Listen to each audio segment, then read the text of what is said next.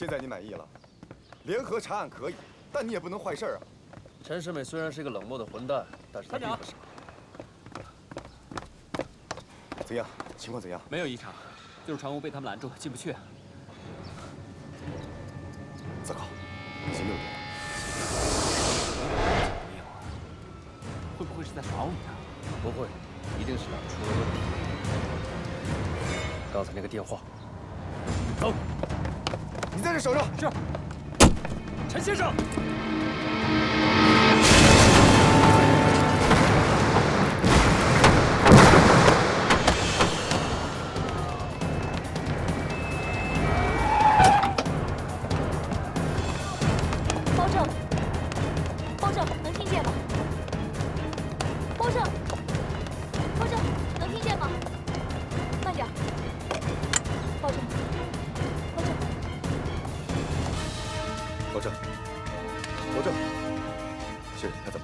受冲击波的影响，出现暂时的耳鸣、恶心和呕吐，都是常见的爆炸后遗症，几个小时之后会好转。哎呀，送医院？不用不用，皮外伤，没什么大碍。不行，你现在得入院观察，如果出现脑血肿后遗症，随时都会有生命危险。我这辈子最讨厌的就是2件事，一个呢是睡觉，还有一个就是进医院。你让我进医院，还不如把我炸死。包检察官，现在不是您逞英雄的时候。这不是逞英雄，陈世美现在被炸死了，我也有责任，我一定不会放过这个蓝心人，要把他捉拿归案。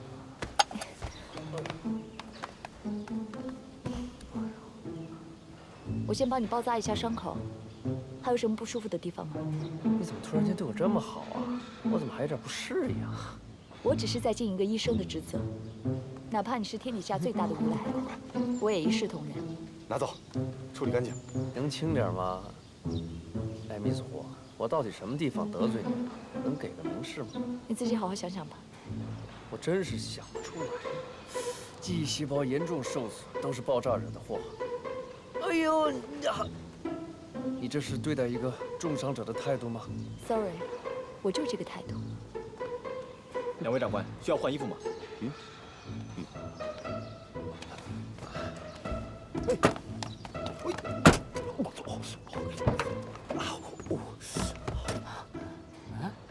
去换衣服了。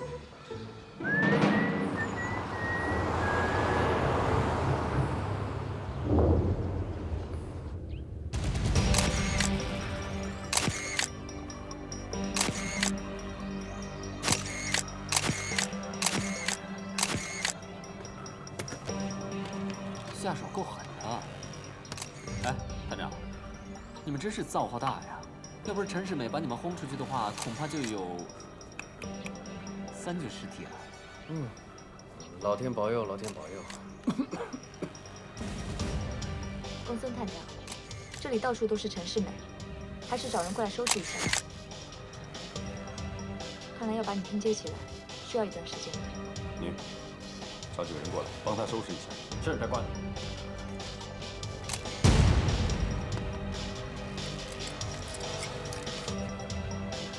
你们看，这是什么？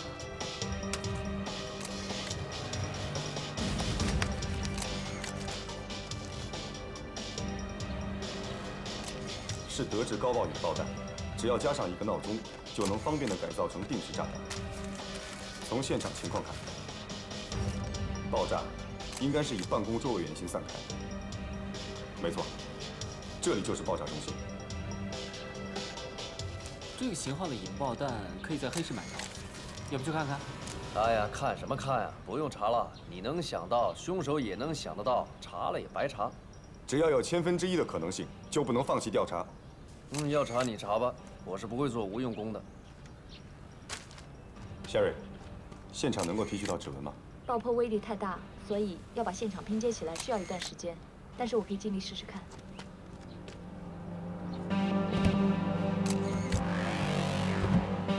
沈超，有，找个锁匠把这个打开。是，不用了吧，探长哥，这个保险箱肯定有人知道密码。陈世美的老丈人刘芳，刘芳，68岁， 15岁到德城，从一个码头小工做起。现在，他是德城富豪榜排名前3名。哦，人称江南船王，船厂市值过亿。还有个女儿刘维娜，上个月刚刚下嫁给江南造船厂副总经理陈世美。这刘芳怎么舍得把自己的掌上明珠嫁给陈世美了呢？刘芳是白手起家的，所以比较信任从底层做起的人。陈世美跟了刘芳5年多，从一个小小的采购员做到今天这个位置，靠的就是对刘芳的忠心耿耿。那么他的女儿怎么样？他这个独生女儿刘维娜，也不是什么大家闺秀，啊，他淡定。2次酒后驾驶，哇，危害公共安全，聚众打架，全都是撤销指控，庭外和解。看来这个刘先生没少给自己的女儿收拾烂摊子。那当然要感谢他们刘家的御用律师庞吉了。哎，这个人你知道吗？德城最厉害的刑事律师。有机会我倒想见识见识。探长，有重大。哎，检察官。说吧。造船厂的看门人说，下午5点有一个白衣女人来找陈世美。陈世美见了吗？见了，不过时间很短。待了10分钟不到，她就离开了。那也足够安放炸弹了。哎，小玩命，那个看门人怎么会如此确定是10分钟呢？他看表了吗？每天下午5点都会打预备下班的准备铃，准备铃刚刚响完，白玉女士就出现了。而5点10分是开始往厂外送垃圾的时间。白衣女士离开了没一会儿，垃圾车就到了，所以可以确定不到10分钟。哎，以后有消息也要先告诉我啊。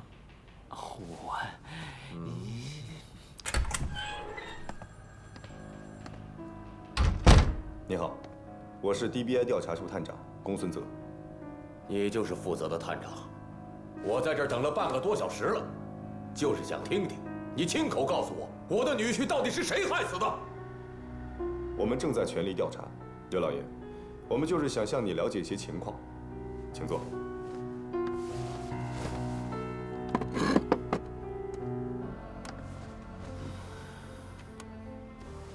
刘老爷，您对陈先生平时的社交圈熟悉吗？当然，那您有没有见过他和一个白衣女子接触？没有。世美她很正派，除了我女儿，她没有追求过别的女人。你要是暗示我，她在外边和别的女人不清不楚，我可以担保，她不是这种人。那家伙就在他眼皮底下跟女秘书不清不楚的。嘘，继续听。陈先生与令爱的感情怎样？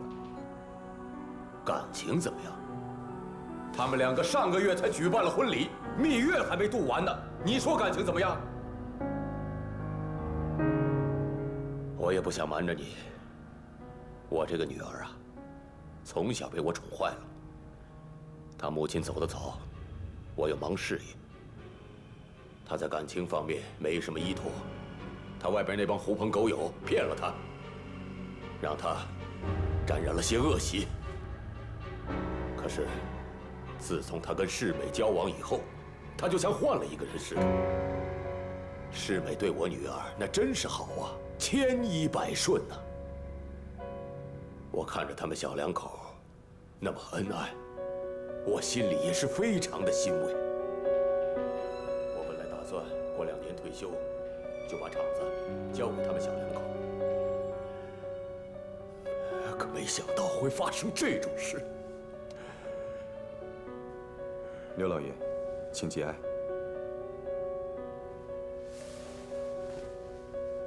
办公室，我们还有一些物品需要进一步的取证和辨识，能否告知办公室里那个保险柜的密码？保险柜，那里边倒是放了一些商务合同，你们要看，打开看就是了。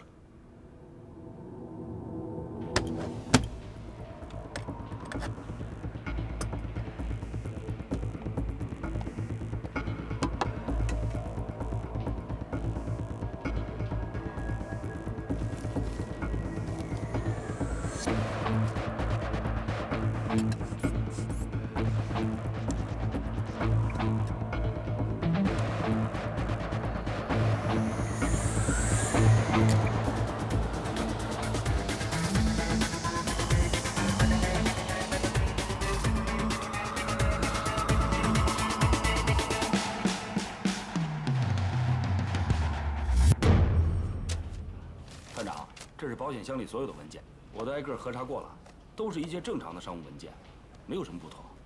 公孙探长，我在弹片上面检测到了指纹。哎，你是怎么找到的？用了我师傅的新发明线束荧光技术。这种新型探测技术可以检测到手指分泌的汗液在物体表面留下的氯、钾、钠等元素的痕迹，对600°C高温以下的过活表面都有效。老马，哎，拿去让指纹库比对。好嘞。 OK， 你们忙。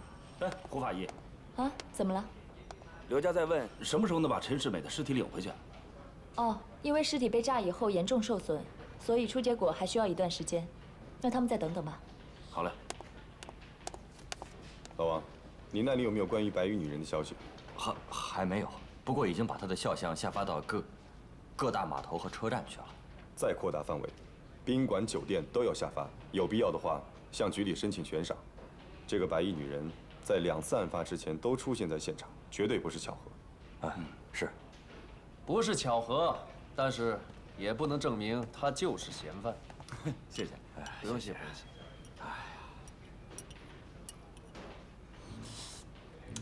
哎呀，我说公孙探长，你看兄弟们每天都这么辛苦，可是你却拿这么难喝的咖啡给他们喝，实在是太过意不去了啊！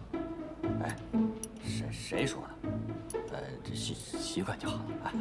你说的是心里话，习惯就好。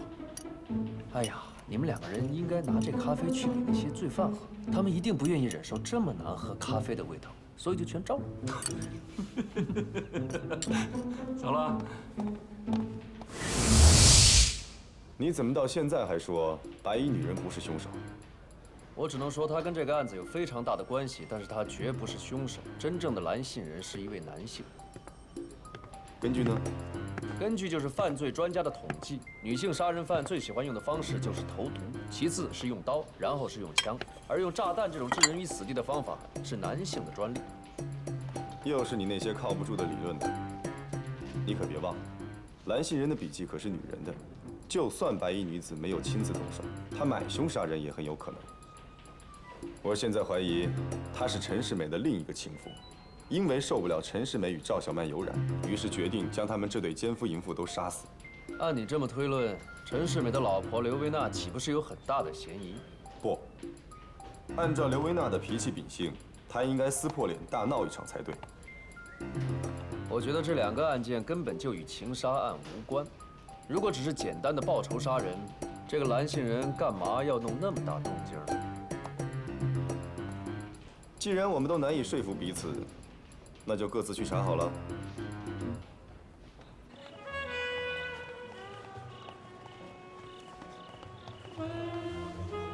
威士忌加苏打，老杨。谢了。你看你一脑门子官司，谁又得罪你了？哎，难道真的是我涵养不够吗？我就是受不了他。他这个人傲慢无耻、自私自大，不用跟他一般见识。你对他很了解啊？哎，你们以前真的认识啊？肃静，肃静！法医证人，请继续。自然死亡。你刚刚说，死者体内的酒精含量没有达到致死的标准。在人体的血液当中，酒精含量每100毫升达到400毫克，构成死亡。死者体内的酒精含量每100毫升只有80毫克，甚至不能算是醉酒。所以你就认为，今天的被告，也就是死者的妻子，让死者喝酒导致死亡的指控是不成立的。没错。念一下瓶子上面的标签。苯巴比妥，一种镇静类药物，用来治疗高血压、甲状腺亢进和癫痫病的。癫痫病。我手里的这份资料，能够证明死者有家族癫痫病史。死者的病历报告上没有写死者有癫痫病啊。报告。吴博士，身为一个法医，却不能了解死者以往的病史，这个责任你是没有办法开脱的。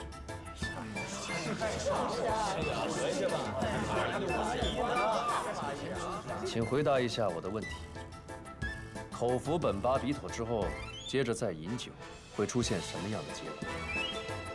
会出现协同作用。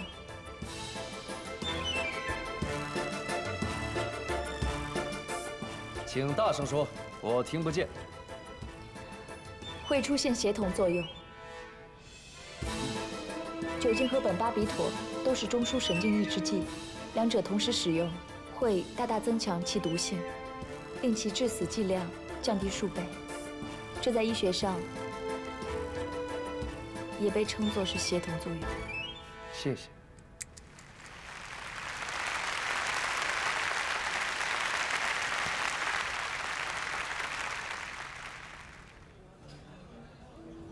此仇不报，誓不为人。没想到，这个家伙当年就这么可恶。当初我是因为受不了这个打击，才离开了那个城市，来到了德城。没想到，他居然也跟到德城来了。君子报仇，10年不晚。你以前想收拾他还够不着呢，现在不正好吗？他自个儿送上门来。这个仇，一定要报。你放心，我一定会帮你。你可别忘了，我对包正的封杀令还没有真正解除呢。来。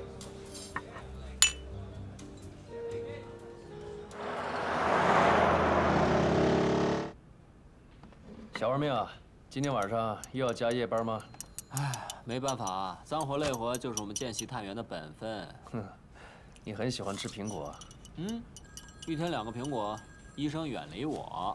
今天的笔录啊？不好意思，探长有令，在跟你通报案情之前，他必须先看后批准的。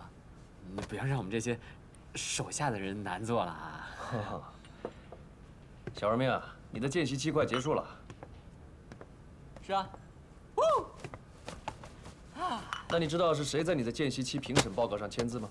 当然知道了，公孙探长。哦，他只是负责评价，而我呢，负责签字。真的？是啊。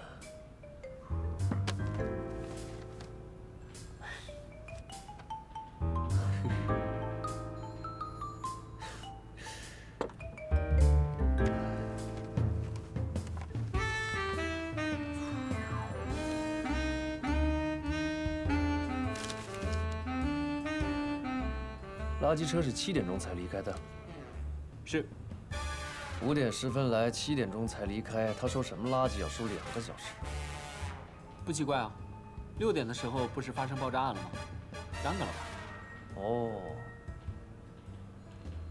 你的报告上面说，他一般是赶在工人下班之前6点钟离开。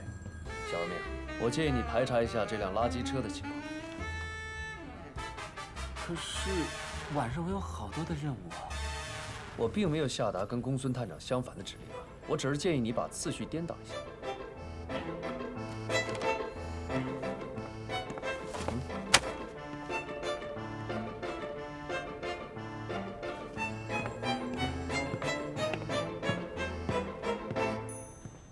检察官，你要的东西都到了。啊，放那儿。好嘞，您要是有什么吩咐，尽管说啊。好的，没问题。有事的话我会再找你。是。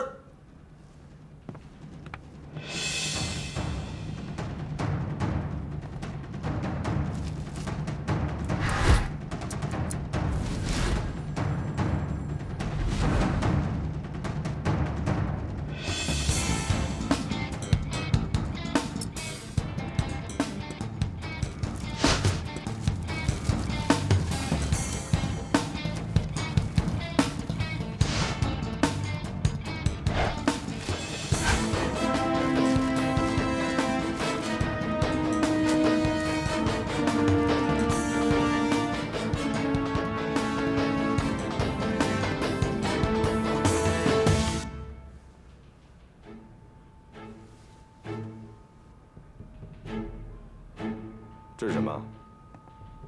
这是罪犯起爆那颗炸弹时候用的铜线。你从哪儿弄来的？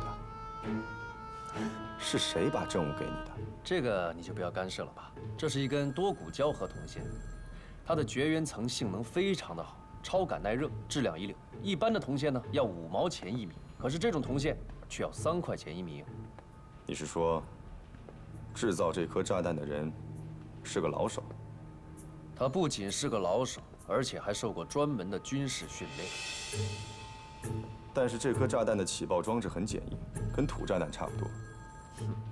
那是因为他想掩盖自己的真实身份，可是他还是不由自主地运用了最安全、质量最好的铜线。因为他受过专业的军事训练，所以严格的纪律下，习惯是很难改变的。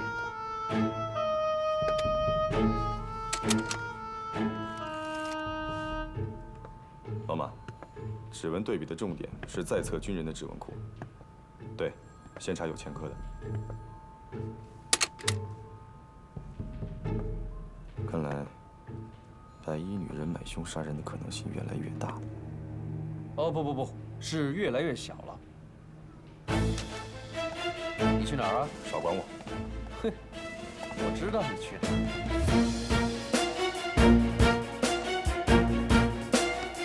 老板，您看看这个，这个是你们家的吗？这就是我们家的货。你确定？就是这个。德国进口的，全市就我们一家代理。不要！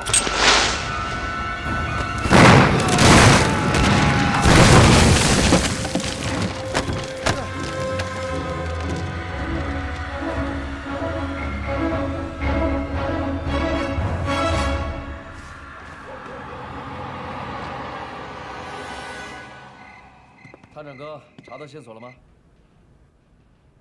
凶手在五金店安放了高爆手榴弹，又让他得逞了。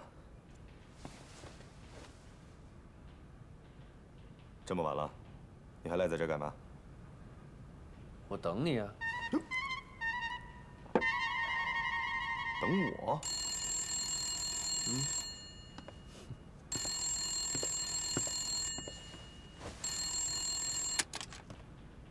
喂，公孙泽，哦，包正的住局长处你解决一下。什么？他的住处也得我管？是啊，你就帮帮忙吧。现在已经这么晚了，你也知道德城的宾馆有多难订。再说了 ，DBI 这个月的招待费早就超支了，你让……好了，不说了，我相信你有办法，啊，就这样。好，我一定想办法。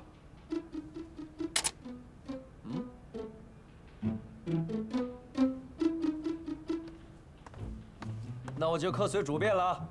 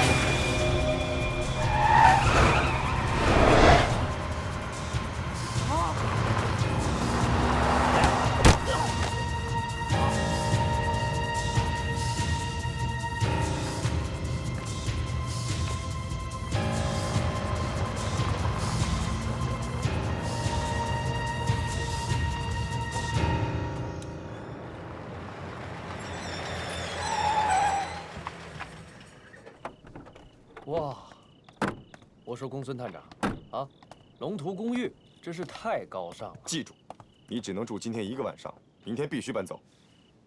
只要你能够解决经费的问题，我没有问题的。我也没什么东西，只有一个箱子，再加上就是一身正气和2袖清风。有机会参观一下公孙探长的府邸，真是幸和如织啊！这房子可真是太漂亮了，整个区域也非常不错。约法3章。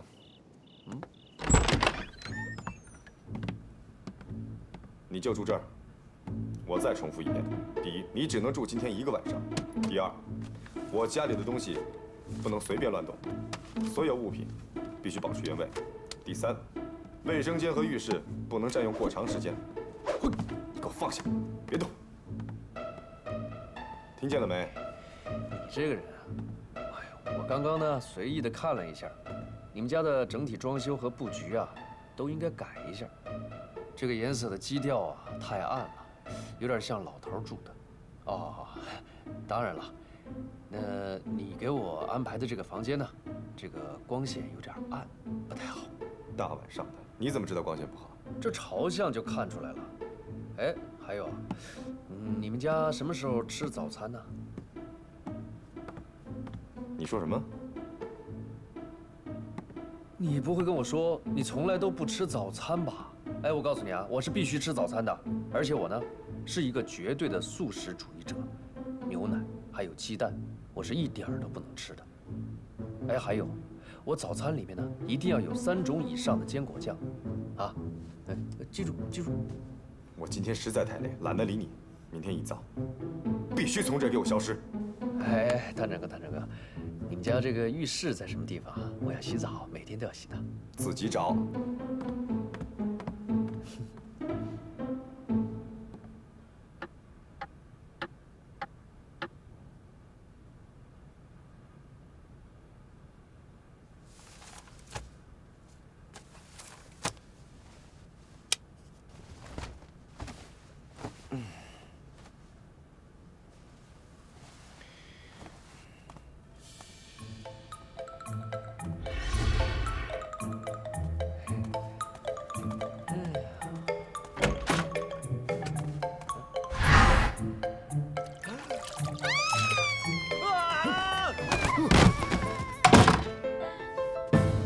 对不起啊，先生。你说你在家穿这么多干嘛？好了好了好了啊，那个家伙只在咱家住1个晚上。你也是，你带人回来怎么不跟我说一声？我哪知道你今晚回来住？再说了，我要真有地方安排那个瘟神，我才不把他往家里带呢。不过，给你们派独立检察官了，应该是出大案子了吧？你那些蹩脚的小说又缺素材了吧？哎，不许你侮辱我高智商的小说！我美少女作家的头衔可不是浪得虚名的。好了好了好了，早点休息吧，在家穿这么多。行了，我保证那个家伙绝对不会再来骚扰你了啊！哎，不行，你得补偿我受伤的心灵，给我透露一点点内情嘛。听说今天世贸大厦和造船厂出大事了，是你在办的案子吧？是我在办的案子。大记者，本着侦查不公开的原则，请恕在下无法给你提供案件详情。哼，你以为你不说我就挖不出来啊？我走了。哎，干嘛去啊？我回报社发稿。嘿。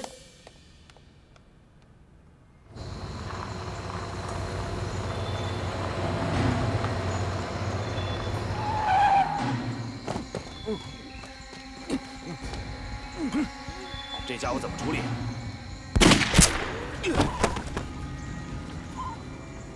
你干什么呀？原来这就是杀人的感觉。下次开枪的时候注意点，跳弹会伤着人的。哼！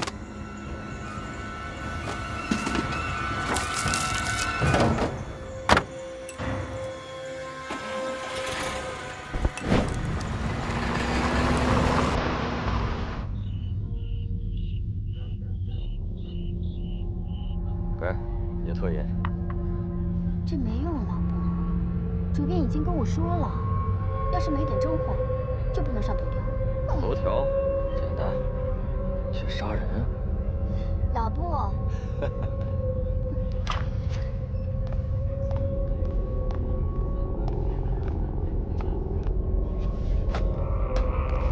老伯，来杯特饮。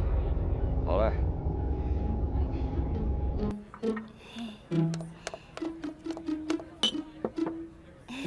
先喝我的吧。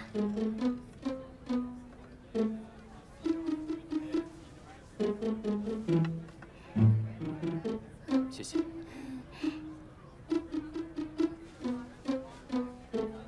救了我的命啊！我更又折磨你了。我不是累的，我是气的。我眼睁睁看着疑犯从我面前给跑了，我这半世英名就毁于一旦了。什么疑犯啊？就是今天跳楼案和船厂爆炸案的疑犯。难道2个案子有关联？当然有关联了，关联很大。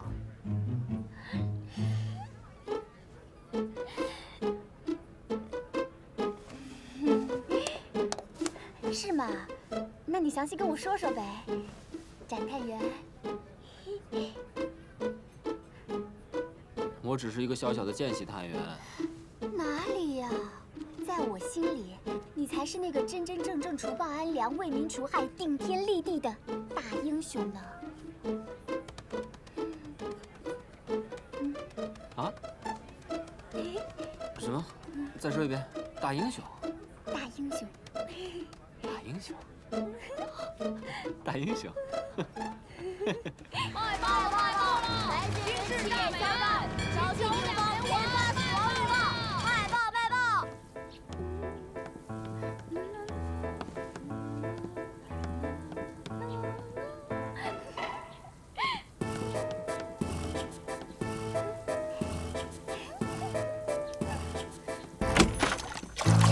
哎，出去，出去，出去，出去！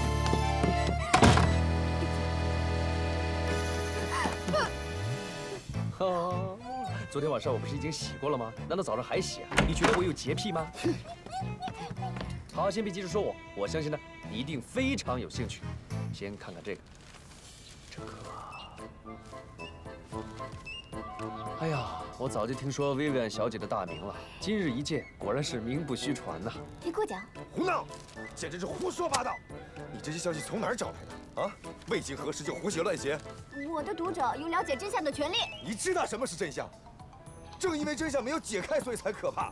你这篇报道只会助长凶手的气焰。从凶手连续写信的特征来看，他是个极其自恋的人。媒体的关注会让他陶醉其中，从而促使他或者他再次作案。那个时候，你就成了助纣为虐的帮凶。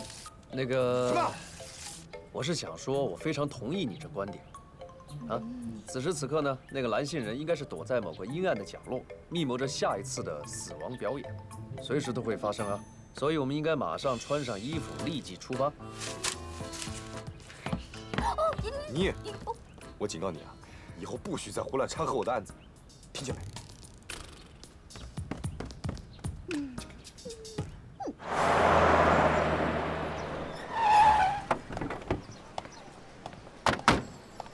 我觉得为了办案方便，你应该给我配辆专车。没有，没有？那你要愿意一直当我车夫的话，我也没意见。探长，探长，重大情况！我昨天晚上去垃圾公司调查的时候，有人驾驶垃圾车向我开枪，然后呢？没有追上，跑掉了。怎么会这样？哎，探长，我差点送命哎！你先不，你还是先让他把话说完。后来我问垃圾公司的主管，他说昨天晚上根本没有往江南造船厂派过车。可是明明昨天在江南造船厂出现了一辆垃圾车，而且还待了很长时间，对吗？这里一定有误他。哦，还有，垃圾公司的人说，那辆垃圾车的司机已经失踪了。陈超，你马上通知交警，让他们配合，在全市范围内排查这辆垃圾车。是。老王、老马，在。老王，你带人沿着垃圾公司向南的道路继续搜查，疑犯最有可能逃往哪个方向？老马，好的，到。你去调查一下失踪司机的详细情况。是。哎，探长，我的专车你打算怎么办？现在车辆那么紧张，哪还有车给你用啊？我不要求有多好，只要能开就成。你要不说，我还真就给忘了。正好有一辆车，非常适合你。太好了，在哪儿啊？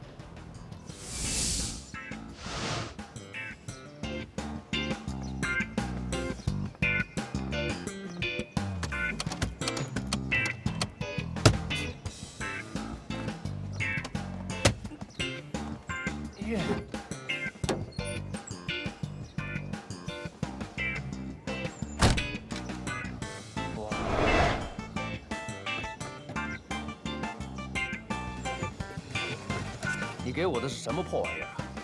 这可是咱们 DBI 元老级别的警车，一般人我还不给他呢。放心，肯定能开。哎，咱们俩换换吧，啊！哎，我说探长哥，咱们俩换换吧。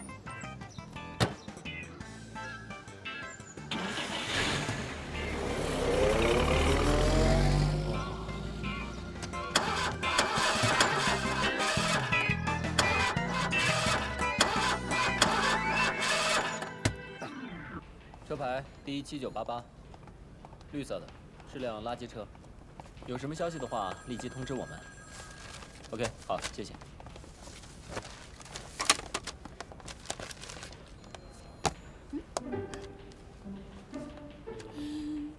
哦，我的大小姐，你这是害死我呀！什么东西都往报纸上写，要是你哥知道的话，我该怎么说呀？放心啦，我肯定不会说出去的。你确定？好，下次千万不要这样写了，好不好？哎，展超，昨天晚上呢，我写完稿子以后想了一整夜，根据你提供给我的案情，再加上我缜密的推理和高超详尽的心理分析，再加上我640多本侦探小说的阅读量，我可以负责任地告诉你，连环杀人案的凶手呀，往往有重返现场的癖好。所以啊，你要是回到江南造船厂蹲守的话，一定会有新的收获。这样行吗？行啊，我什么时候骗过你啊？你要相信我。好，反正我今天也要去船厂，再进一步了解一些案情。他们在这谈了半天，也不知道说的是不是啊。如果发现可疑的人，立即向我们汇报。好的，谢了。就跟你说了，没这么好的事，还重返犯罪现场，都是瞎扯。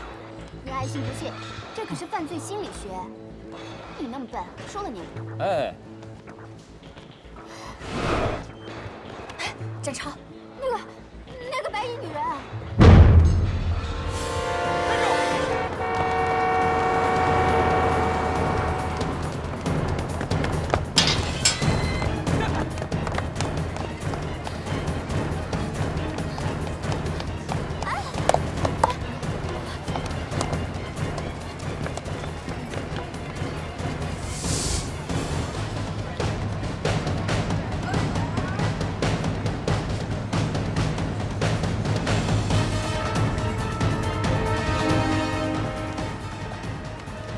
没事吧？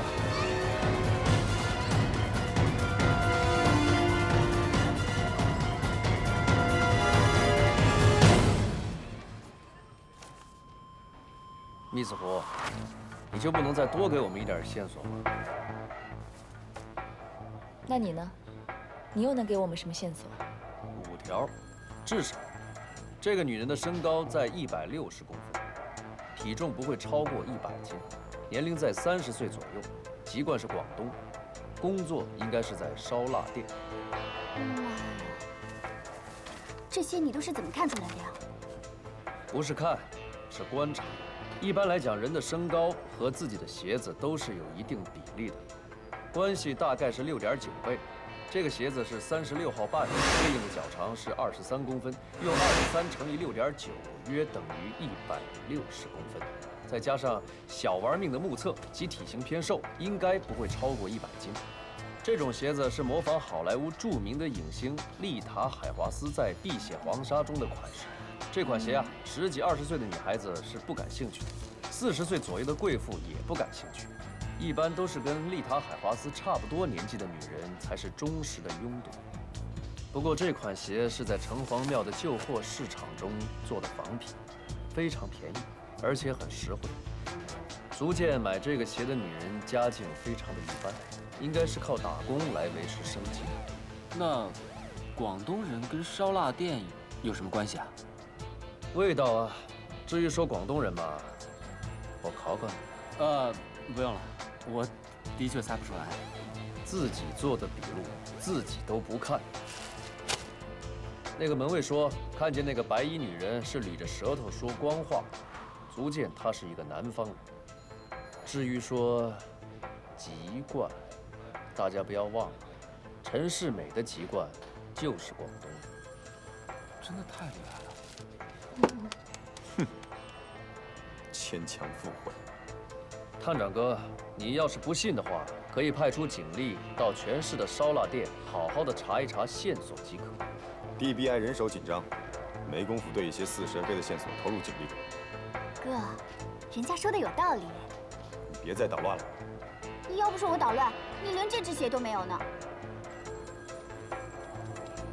反正你和展超不准去。散会。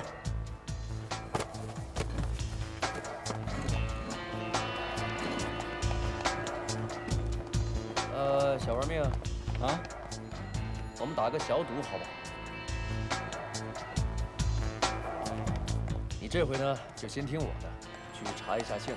要是我输了的话呢，以后你就听他的。那我的见习期意见呢？那我就一并给你签了。真的？真的，愿赌服输嘛。哎，要是我赢了怎么办？探长怎么处罚我，我都认了。破案第一。我和展超一起去。白衣女子可是我先看见的，我有权参加。啊，欢迎。走。